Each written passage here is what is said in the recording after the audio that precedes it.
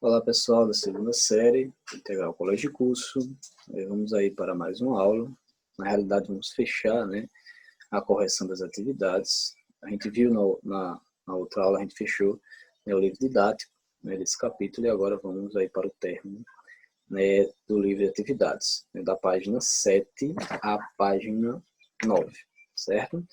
E aí eu quero que vocês vão fazendo as correções e também vão anotando, porque na próxima aula a gente aí já vamos fazer uma atividade avaliativa, para o segundo bimestre, certo? Então, preste bem atenção, porque já vamos fazendo uma pequena revisão, certo? Na questão 9, lá na página 7, peguem o livro, no bloco superior abaixo, são citadas 4 razões que justificaram a articulação de 3 movimentos, tá? No período aí entre 1708 e 1789. E na parte inferior vai ter os movimentos e vocês vão relacionar aí, certo? Vamos aí para o item 1. A mobilização partiu dos setores subalternos da sociedade colonial, particularmente de escravos e libertos que reivindicavam melhores condições de vida. Nesse período entre 1708 e 1789, teve movimentos que foram liderados por subalternos e escravos libertos. Que eu lembro não, a gente não discutiu, sobre nenhum movimento que teve essa participação.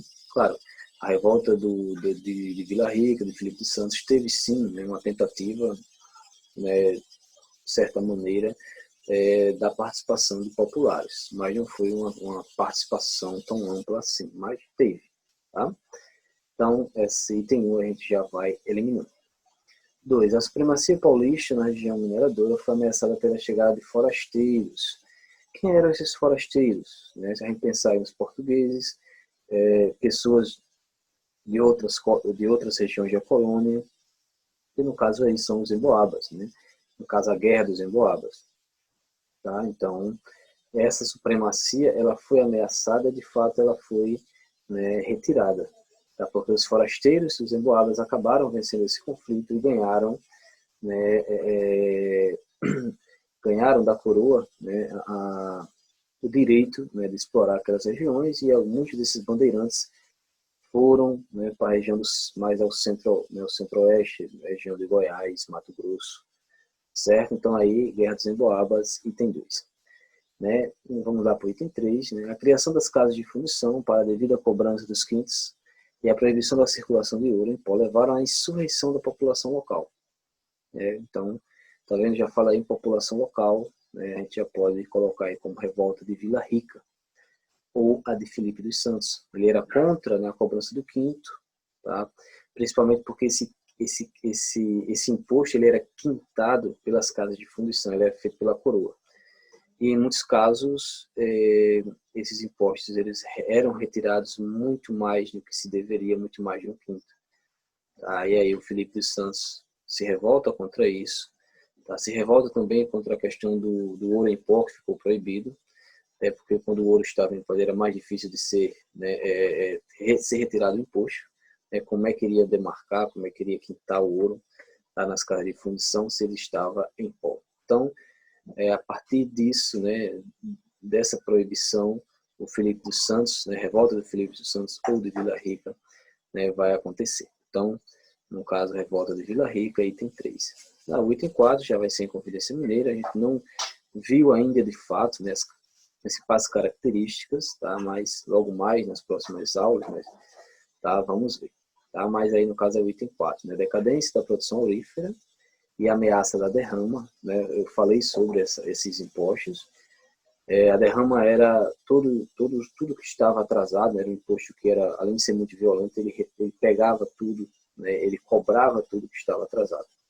Aí isso vai fazer com que os inconfidentes se revoltem, tentando aí a independência, certo? Então a sequência correta aí vai ser a letra A, 2, 3 e 4. Ainda na página 7, lá na questão 10, tá? Diz o seguinte: no quadro das revoltas ocorridas em Minas Gerais, na primeira metade do século XVIII, e entre 1707 e 1736, verificamos em algumas delas elementos de marcante originalidade, por contestarem abertamente os direitos do rei, no caso seria uma revolta, e envolverem participação ativa de segmentos procedentes dos estratos sociais inferiores, que seria outra revolta. Tá? Então, letra A. Segundo texto, quais eram as características originais apresentadas por algumas revoltas ocorridas na primeira metade do século XVIII? Então, quais foram essas revoltas? Primeiro, revolta dos Emboabas, tá? No caso aí eles contestavam abertamente, claro, os direitos do rei, porque os bandeirantes, né, eles queriam para si o direito, apenas para eles, né, de explorarem aquelas regiões que foram eles que encontraram. Tá? Por isso que eles questionavam abertamente os direitos do rei. Né? Claro, eles iam pagar impostos, iriam, mas eles não queriam que o rei ali, no caso, intervisse naquela região, apenas recebesse os impostos e pronto. Tá certo? Então, a primeira, ele vai exigir o fim desses privilégios que a coroa tinha, né, de conceder essas regiões para outras pessoas. Tá? E a segunda, no caso que é a de Filipe dos Santos, então são duas revoltas, né? Boabas e Filipe dos Santos, ele estava criticando, né, e já apresentava isso na outra questão, criticando aí a rigidez, né, da cobrança desses impostos, né, a interferência, né, esse controle que era muito rígido aí e que era exercido aí pela coroa, certo? Então essa seria a letra A. B. Tem duas características da Inconfidência Mineira que a diferenciam das revoltas ocorridas na primeira metade do século XVIII. E aí a gente pode citar duas, né? Não vamos adentrar tanto nesse assunto, tá? Porque vamos ver mais à frente. Seria aí, no caso, a elite, né? A Inconfidência Mineira é uma revolta, um movimento que vai ter a participação da elite, não vai ter nenhum tipo de participação popular. Tá? E a outra característica que eles objetivavam a independência, certo? Então, a elite que fazia parte desse movimento, tá? E a outra característica aí, eles objetivavam, né? Tinham como objetivo principal aí a independência. E que vai diferenciar, claro, das outras revoltas. Já na página 8, tá? Na página 8 do livro, vai assinalar a alternativa que apresenta corretamente as características do comércio interno no Brasil. E a gente sabe, né, que com a descoberta do ouro, esse comércio interno ele se expandiu, tá? E ao mesmo tempo ele interligou, né, as capitanias. Né? O comércio aí ficou interligado, visto, né, a descoberta do ouro. Então você vai assinalar aí isso dentro do contexto da economia mineradora, certo? Então, letra A. O comércio interno no Brasil colonial era praticamente inexistente. Não era inexistente. Se tinha sim um comércio interno, a gente viu isso na sociedade açucareira. Não era um comércio tão forte, né, tão intenso, né, de várias proporções, mas se tinha sim um comércio interno. Então, a letra A está errada. Os lucros gerados pela produção do açúcar, somados aos lucros de ouro, fizeram com que o comércio interno se tornasse a principal atividade da colônia. Mesmo com o fim do ciclo do ouro, o açúcar, né, a produção de cana-de-açúcar ainda vai ficar como principal comércio, como principal produção. Então, a letra B está errada. C. O comércio interno começou a se desenvolver porque as cidades mineiras representavam um amplo mercado consumidor, que comprava do mercado externo e de outras regiões do Brasil. Tá? Então, essa é a resposta correta. Por quê? Porque a partir do momento que as cidades mineiras começaram a se desenvolver, e aí a gente pode pensar que com a descoberta do ouro, o inchaço populacional foi muito grande, né, na região das Minas Gerais. Inclusive, isso aí vai ficar, né, característico, porque Portugal, por exemplo, vai criar as alfândegas, né, vai tentar ter um controle sobre essa, não vai ter tanto, né, mas ao mesmo tempo, né, essa ampliação, né, as várias cidades, as várias vilas que vão se tornar cidades, né, dentro da região das Minas Gerais, vai fazer com que esse mercado ele aumentasse, ele se expandisse, e aí vai ligar sul com a região centro-oeste, vai ligar o nordeste com a região centro-oeste, vai ter a produção de gado, né, principalmente no sul do Brasil, os tropeiros que vão levar essas mercadorias, vamos ter também os próprios bandeirantes, né, as moções que vão ali pelas vias fluviais levar mercadorias para regiões mais distantes. Então, tudo isso aí vai ter relação aí com a sociedade mineradora e com a expansão, né, com a interligação aí desse mercado interno.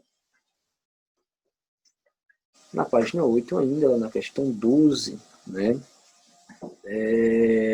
desde que pisaram em solo americano, os portugueses sonhavam em descobrir ouro. No fim do século XVII, foram descobertas lavras de ouro em grande quantidade na região sudeste da colônia. Elabora um texto expondo as consequências sociais, e aí vocês vão elaborar um texto, quais as consequências, né, que a descoberta do ouro provocou. Eu já citei várias aqui. Né, aumento populacional, interligação do mercado interno, tá certo?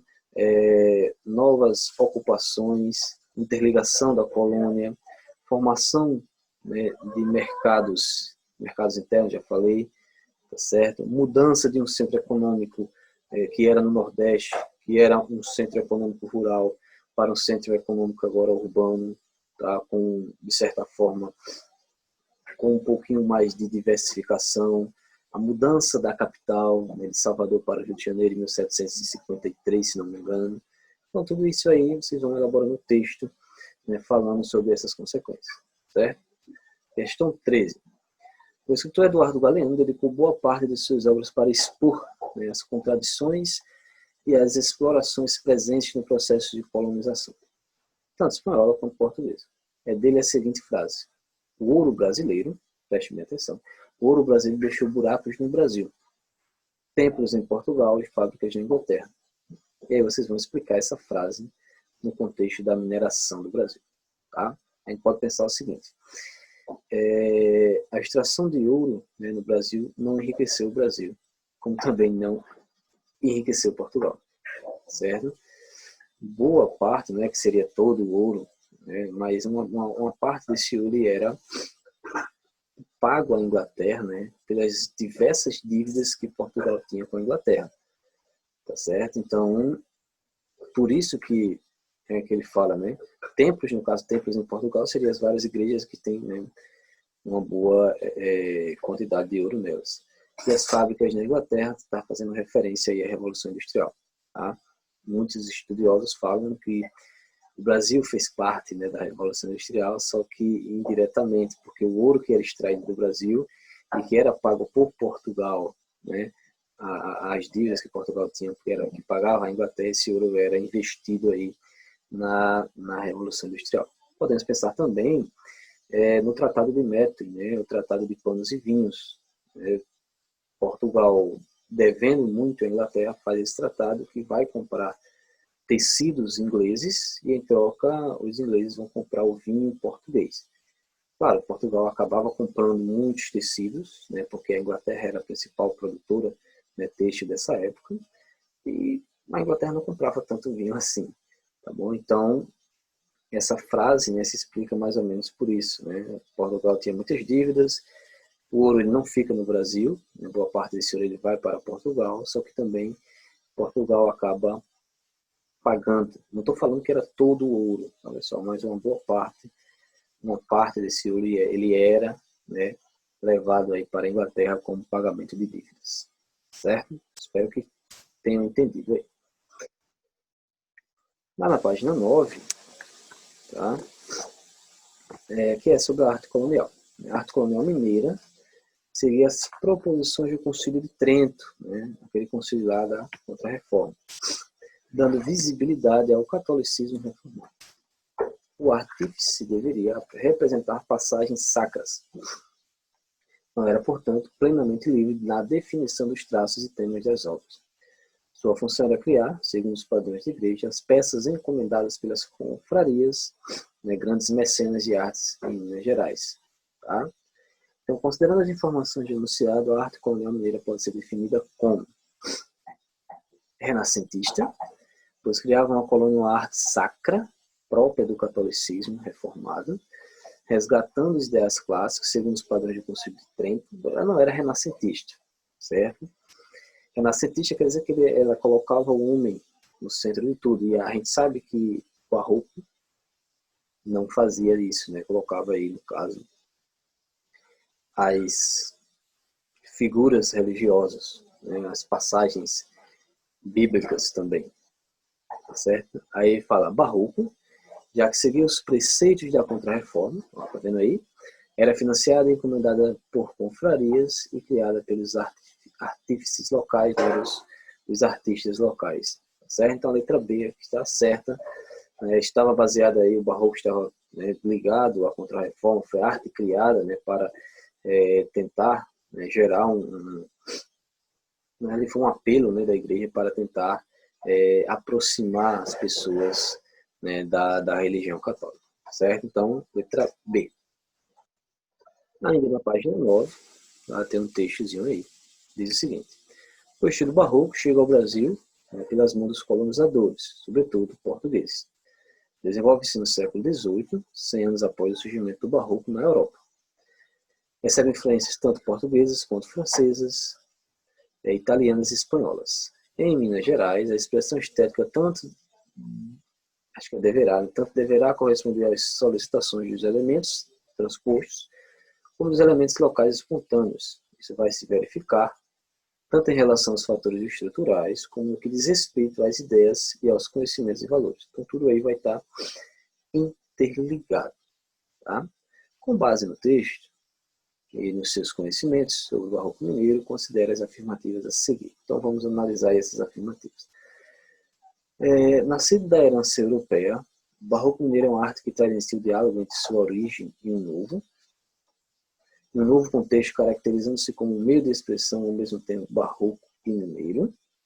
Vocês acham que estão certos? Então, ele tem uma herança europeia? Sim, tem. Ele foi criado lá, né, no caso do barroco mineiro. É uma arte que traz em si o diálogo entre sua origem europeia, traz, e um novo contexto, que no caso é o contexto mineiro, caracterizando-se como um meio de expressão ao mesmo tempo barroco e mineiro. Então, está correto, tá? Porque ele traz da Europa, né, algumas características, e aqui, né, na região das Minas Gerais, ele vai se reinventando, certo?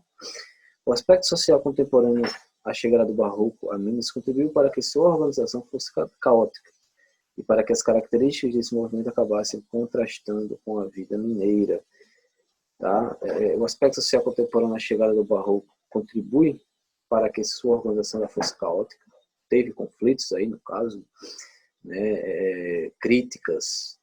Acho que é mais os conflitos. Não teve conflitos aí com a chegada do barroco mineiro, com as suas características, né, vão contrastar com a vida mineira.